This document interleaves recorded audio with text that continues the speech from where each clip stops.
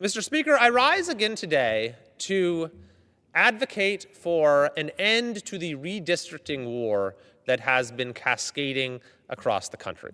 I've introduced legislation that would say we should not have mid-decade redistricting. It should not be done in any state. And I opposed what happened in Texas to re-gerrymander that state in the middle of the decade, and I opposed what happened in California. I oppose the efforts that are afoot as well in other states, and I applaud the decision by the Indiana State Senate to not move forward with a mid-decade gerrymander in a fairly overwhelming vote yesterday. The fact is that gerrymandering is an affront to representative government and to democracy. And what we're seeing right now runs against the desires of members of this body on both sides of the aisle, and certainly runs contrary to what is in the interest of the country.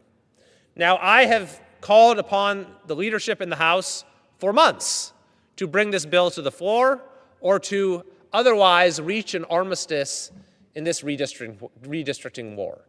And I believe it was a failure of leadership, frankly, on both sides to allow this to happen. And as I warned months ago, the whole thing is basically turning out to be a wash. If you look at the various election forecasters, they say, yeah, you're probably not going to see either side really gain much. So all of this effort, all of this money, all of this political capital spent redrawing maps, upending the districts of dozens of our members on both sides of the aisle, and to what end? Nothing good is coming for it.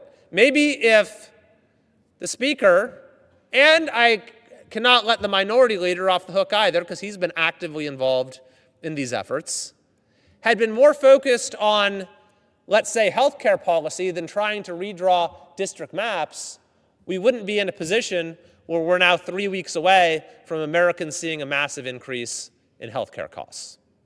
So I am again calling for my bill to ban mid-decade redistricting to be brought to the floor for a vote.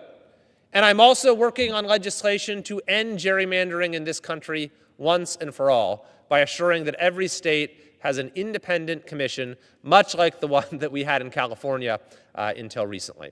I think that if we can take that step to end gerrymandering, to have fair maps across the country, then it'll restore power where it belongs, and that is to the voters themselves.